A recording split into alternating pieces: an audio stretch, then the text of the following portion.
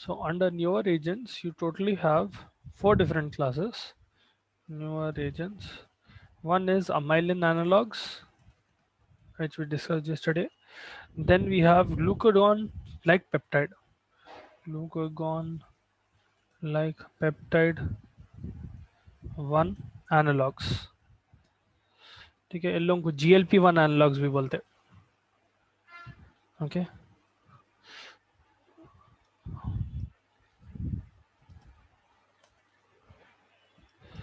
Then you have dipeptidyl peptidase 4 inhibitors. Dipeptidyl peptidase 4 inhibitors. These are also called DPP4 inhibitors. Inhibitors. Okay, easier to remember. The last class will be sodium glucose cotransport inhibitors. Sodium glucose cotransporter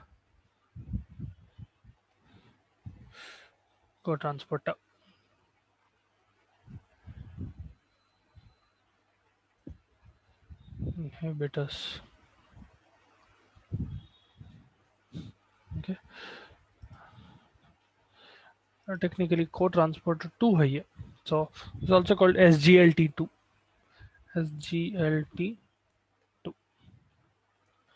Okay, so coming to glucagon like peptides, now what they do is they are also called incretins. Okay, they will be released from gut. So once you give a glucagon like peptide, okay, one example of glucagon like peptide will be exenatide. Okay, have exenatide. Now, what exenatide does is, because it is a glucagon-like peptide, meaning it is not exactly glucagon, it will not function like glucagon, it will only seem like glucagon. Okay, what will happen is once you give oral dosage of this drug, once it is getting absorbed inside, it will start enhancing insulin secretion because your body will start thinking that glucagon levels are higher in the blood. Hence, in response to higher glucagon, insulin will start being secreted. So I'll repeat once again. Whenever you give a glucagon like peptide, it is basically a peptide molecule which looks like glucagon. Okay, it is an analog of glucagon like peptide. What will happen is once you give the drug, your body will think that there is increased amount of glucagon in it. Will think, the body will get tricked into thinking that there is increased amount of glucagon in the blood. In response to that higher glucagon like analog, what will happen is insulin secretion will start increasing. Okay, there will be spike in insulin level. As such, GLP-1 analogs will also do another function. It is besides increasing insulin secretion, it will also suppress glucagon release. Okay, it will act like glucagon, only it will seem like glucagon. It will have the same face, but it will not do the same function. Okay, it will look like glucagon because of which insulin is being secreted. And what will happen is this drug in turn will suppress glucagon release, and it will delay gastric emptying. It has also shown that because it is delaying gastric emptying, it is decreasing appetite. If your stomach is being emptied at a slower pace, if food is staying in your body for a longer period of time, in your stomach for a longer period of time, you'll not feel hungry as quickly. Okay? In turn, it will reduce appetite. And it is also shown that beta cell mass, the total amount of beta cells in the pancreas, that will increase if you give exenatide. Okay, there are mild side effects with this drug, mainly nausea and vomiting, which are self-limited. Okay, so after a while the patient will get used to nausea and vomiting. There might be diarrhea and weight loss in some patients. One particular adverse effect is very problematic in patients. It is rare, but it is fatal. Okay, hemorrhagic pancreatitis can occur in some patients. Hemorrhagic pancreatitis may occur. Okay, because of exenatide. Now normally you give this subcutaneous. Take a 30 to 60 minutes before giving food, you give it as a subcutaneous injection. Generally the dose will be around 5 to 10 mcg microgram. Okay, you can give it BD 2 times a day. All right. Generally it is given before the patient is having food. All right, it is better if you give it before the patient has food. So that is about glucagon like peptide. It will act like glucagon, but it will not function like glucagon, just seem like glucagon, and it will induce certain effects. Okay. Coming to DPP4 inhibitors, these inhibitors, what they will do is these will degrade incretins. Okay, they will degrade dipeptidyl peptidase enzyme जो है, that enzyme is degrading incretin. Specifically, you'll have one drug called sitagliptin. Sitagliptin. ठीक है. Sitagliptin क्या करता? It will enhance incretin levels. ठीक है. It will degrade incretin. It so we have this enzyme dipeptidyl peptidase. ठीक है. DPP4. This is an enzyme present in your body. What this enzyme is doing is it is decreasing incretin levels. ठीक है. Incretin, इन लोगों को incretin भी बोलते हैं. ठीक है. यहाँ पर we saw that incretins are helping in decreasing hyperglycemia, or they are decreasing uh, glucose levels in the blood by increasing insulin. So if you have an enzyme that is decreasing insulin, what you can do is you can give an inhibitor of that enzyme. Sitagliptin will inhibit this enzyme, DPP4. That is why they are called dipeptidyl peptidase 4 inhibitors. Okay. Once this enzyme is blocked, incretin levels will increase. Okay, I'll repeat once again. Incretins, we already saw one incretin analog is exenatide. Okay, it ends up increasing insulin secretion and decreasing, suppressing glucose release. It will also help in reducing gastric emptying. Yahan par there is a different class of drug which is acting on an enzyme that can break down insulin, that can break down incretin. Sorry. So there is one enzyme called dipeptidyl peptidase that is able to decrease incretin levels. आप क्या कर रहे हैं? You know incretin is helpful in case of hyperglycemia. It is increasing in insulin secretion, and it is also helping in suppression of glucagon and causing delay in gastric emptying. So what you want to do is you want to keep the incretin level the same, or you want to increase the incretin level. Now there is an enzyme in your body called DPP4 which is not letting you do that. So what you do is you give a drug to inhibit that enzyme. Because sitagliptin is a DPP4 inhibitor. Okay. The ultimate result will be that again the same like incretin, because incretin levels will increase, insulin secretion will increase, and glucagon levels will decrease. You can give this drug orally. Okay, generally it is given alone, but you can also give it with other anti-diabetic drugs. Specific adverse effects with sitagliptin will be upper respiratory tract infections. Okay, URTI can occur. Some patients will also have headache and allergic reactions, but URTI are common. Generally, you give around 100 mg per day, once a day. Okay, OD, single dose in a day. Sitagliptin ka. All right. Then we have the last class, which is the sodium glucose co-transporter. Now we discussed about this in diuretics as well.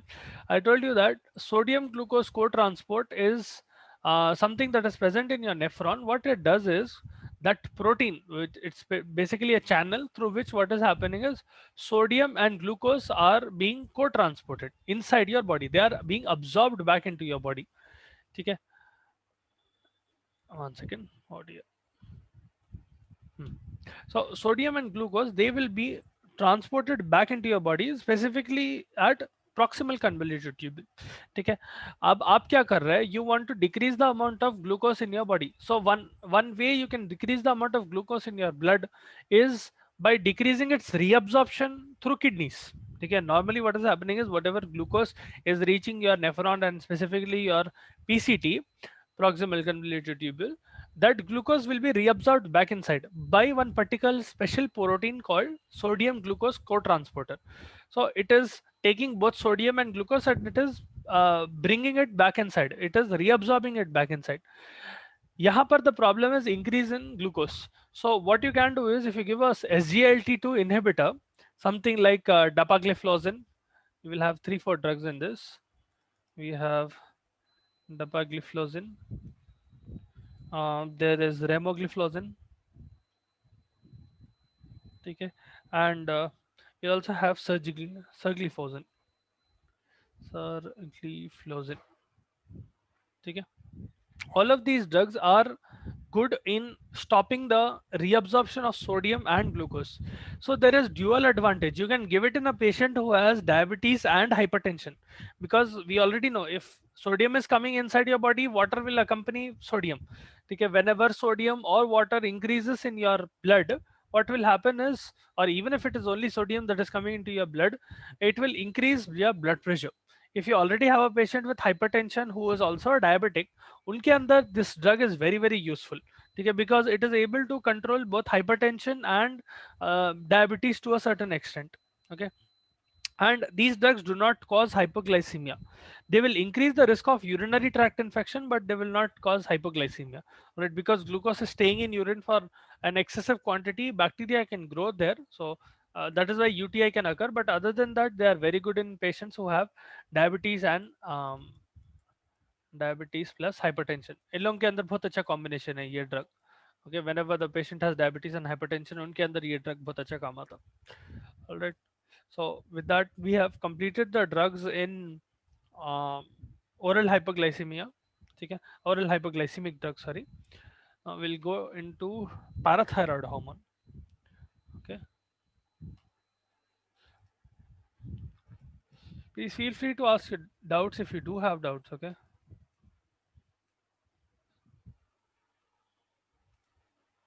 now coming to parathyroid hormone. Parathyroid hormone जो है उसको PTH भी बोलते हैं. Okay. Some textbooks you'll find it as parathyrin. Okay. This is a hormone that is secreted by parathyroid glands. Specifically, this hormone is responsible for regulation of calcium, serum calcium. Okay. What it does is it will influence bone remodeling. It will affect your bones, it will affect kidneys, and it will affect intestines in different ways. And what it ends up doing is PTH is secreted specifically in response to low blood glucose, blood calcium. So let's suppose I have a blood vessel. Okay, let's suppose this is a blood vessel, and the serum calcium that is present inside this blood vessel is becoming low. Okay, let's suppose this is going below 8. Okay, 8 mg per dl. It is going below normal levels. अब क्या होता, whenever this there is low amount of calcium in your blood vessel, parathyroid hormone senses, your body senses this and in turn produces parathyroid hormone. It is secreted, okay, from parathyroid glands. The result is that it will indirectly stimulate osteoclastic activity. So it will stimulate osteoclastic activity, meaning bone remodelling will start. उसका मतलब ये है कि what ever calcium that is present inside your bones, that will be that will be removed off. So literally, let's suppose there is a bone like this. Let me use a different color. Let's suppose this is a long bone.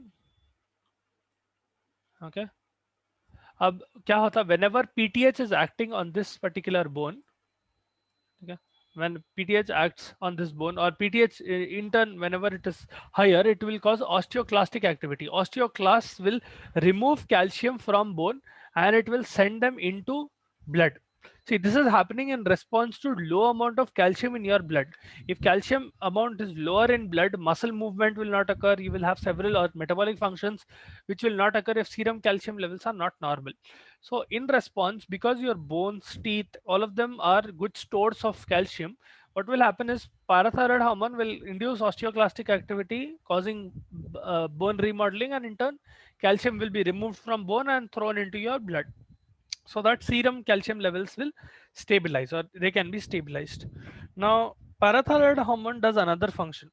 Okay, it is decreasing reabsorption of phosphate from kidney. Specifically, it will decrease reabsorption of phosphate from PCT of kidney, because of which more amount of phosphate will be excreted through urine, and it will increase uptake of phosphate from intestine and bones into blood. Okay, so it is doing two functions. With respect to phosphate, it will decrease phosphate reabsorption from PCT, meaning there is increased excretion at the kidney level, and it increases or enhances rather than increases enhances intestinal uptake of phosphate. Okay, intestines and bones, and what will happen is as it is enhancing uptake of phosphate from intestines and bones, it will push this phosphate into, one second, it will push this phosphate into blood. Okay, ultimately the result will be that the total amount of calcium and phosphate that is present in your blood, both of them will go up. That is the main function of parathyroid hormone. Whenever there is a decrease in calcium, serum calcium or serum phosphate, in response there will be parathyroid hormone being released. It will cause osteoclastic activity. Osteoclastic activity in turn will break down bone, in a sense where calcium is being removed from your bone and thrown into your blood. That is one function. Second function is that it will decrease phosphate reabsorption from your kidney, meaning more phosphate is being excreted out of your kidney. And it will enhance intestinal uptake of phosphate, meaning whatever food you eat, उसमें जो भी phosphate present है, that will get reabsorbed or that will get absorbed very well. Okay, that is how intestinal uptake of phosphate occurs. Okay, from bones as well, and it will send that phosphate into blood, enhances intestinal uptake of phosphate and sends it into blood. Okay, so that is what parathyroid hormone does. That is the main function, main two functions of parathyroid hormone. Okay, it will also regulate the activity of vitamin D in a way. It is, in the sense, it is indirectly responsible for the formation of vitamin D. But, that is a secondary function. In any case, these are the two primary functions. Now coming to calcitonin. Calcitonin is a hormone that is exactly opposite to parathyroid hormone. Calcitonin क्या करता है? This is a peptide hormone, mainly secreted by uh, thyroid gland. So you have parafollicular cells, parafollicular C cells of your thyroid gland, which is secreting calcitonin. Again, the release of this hormone is also regulated by serum calcium level. Okay, serum calcium levels will regulate, or it will influence how much amount of calcitonin is supposed to be secreted. If there is increased amount of serum calcium, PTH, remember, PTH is released in response to high amounts of serum calcium. Calcitonin is released in response to, sorry, PTH is released in response to low amounts of serum calcium. Calcitonin is released in response to high amounts of serum calcium. So calcitonin is released when serum calcium is high, so that it can decrease serum calcium. PTH will do opposite. Whenever serum calcium is low, PTH is released. ठीक है, यहीं पर first distinction आ गया. Now the action will be that calcitonin lowers serum calcium and phosphate levels. What it will do is it will act on bones and kidneys. It will inhibit osteoclastic activity, and it will cause, it reduces calcium and phosphate reabsorption. Okay, so it is decreasing calcium phosphate reabsorption, and it is decreasing osteoclastic activity. Indirectly it will also increase uptake of calcium from the bone. So in a way what it will do is calcium will push whatever amount of excessive calcium that is present in your blood into your bone. Okay, now bone is the store. Now let's suppose there is a bone like this. Okay, long bones, generally long bones will act as the storage material for calcium. Whenever serum calcium is high, calcitonin आता bone के अंदर deposit कर देता. Whenever serum calcium is low, PTH will come and it will take away calcium from bone and send it into the blood. So they are opposite in functions in general. Okay, if you see the function, they are opposite. Now, the main use of calcitonin will be hypercalcemia. PTH PTH cannot exactly be used for hypocalcemia. There are other drugs you give calcium supplements, but calcitonin can be used in hypercalcemia. Hypercalcemia specifically, अगर Paget's disease है, ठीक है, या फिर the patient is having Paget's disease is the disease when old bone will not be replaced. ठीक है, आपकी old bone जो है, the tissue will be replaced and new bone will be formed, right? That is a normal physiological process. In Paget's disease, that remodeling of bone does not occur. Okay, because hypercalcemia, Paget's disease में calcium will start getting deposited in the bone and it will not be remodeled altogether. That is why you can use calcitonin in that sense. Okay, you can use it in metastatic bone cancer. You can use it in osteoporosis. or you can use it to increase mineral bone density. Especially you can use calcitonin in patients like women who are over 50. ठीक है, उन लोगों के अंदर generally because of after menopause the vertical osteoporosis, chances of osteoporosis significantly increase, तो उन लोगों के अंदर कैल्सिटोनिन आप यूज कर सकते हैं। Very good. ठीक है, now those are the two important hormones with respect to calcium. Now coming to drugs that will affect calcium balance.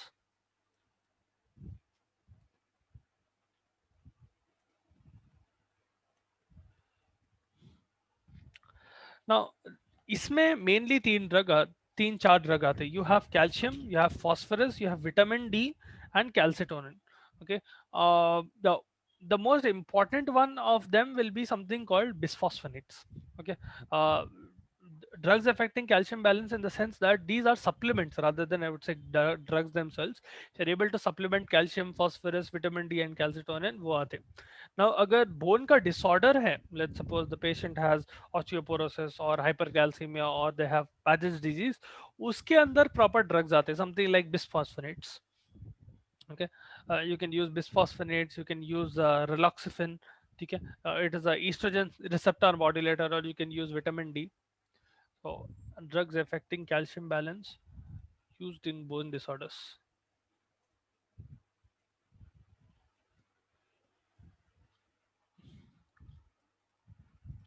Now specifically the first class will be bisphosphonates. बिस्फॉस्फोनेट्स में आता आपका एल्ड्रोनेट, alendronate, sorry, alendronate.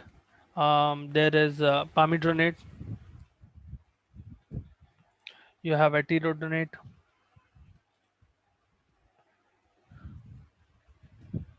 ठीक है, तीन बस है। Raloxifene is a drug. There is another drug called raloxifene. Raloxifene, what it does is, second drug class will be, it's not exactly a drug class, I would say it is a drug itself. Raloxifene. Raloxifene will modulate estrogen receptor. ठीक है, estrogen receptors that are present in a lady's body, उसके उसको modulate करता. Okay, it will cause bone mineralization in a way. uh, and vitamin D.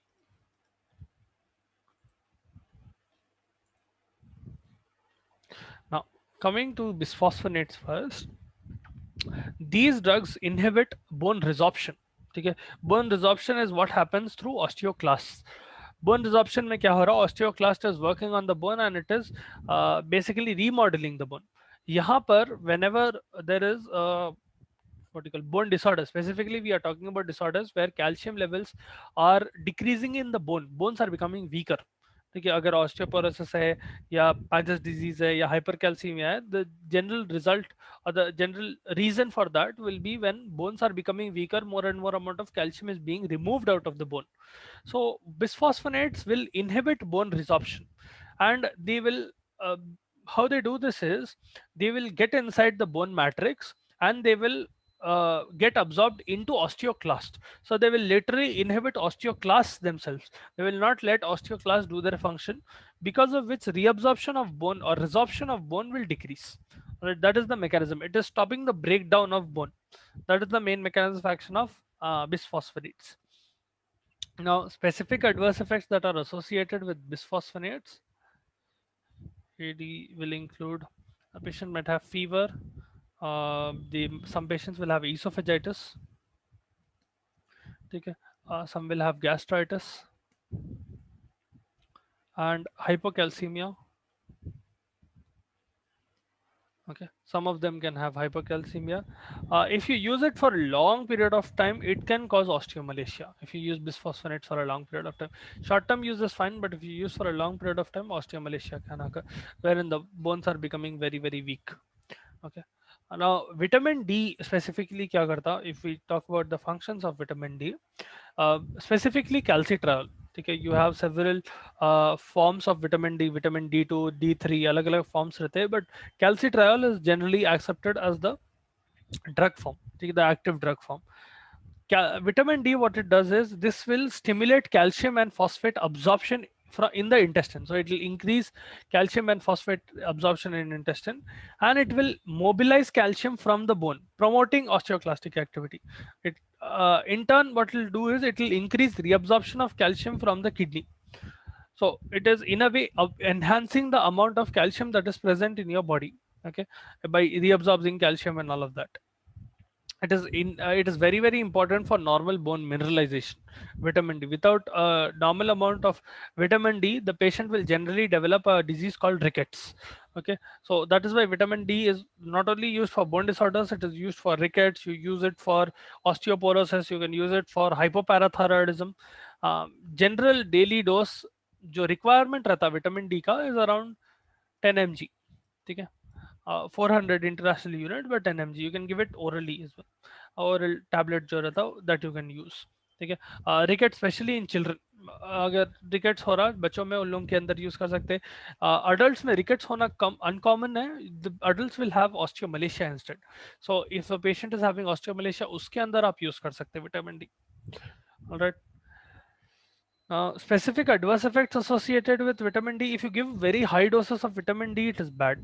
For a long period of time, it will cause hypervitaminosis. Hypervitaminosis D. It can cause decalcification of bone. It can lead to renal stones, hypertension. It can cause abdominal pain. Sometimes drowsiness occurs. Okay, so whenever using, use in moderation. Right. So that is about parathyroid hormone, calcitonin, and drugs affecting bones. Tomorrow we'll discuss about thyroid supplements. Okay, what is thyroid, what are the hormones of thyroid, and what are thyroid drugs and anti-thyroid drugs, both used in hyperthyroidism and hypothyroidism.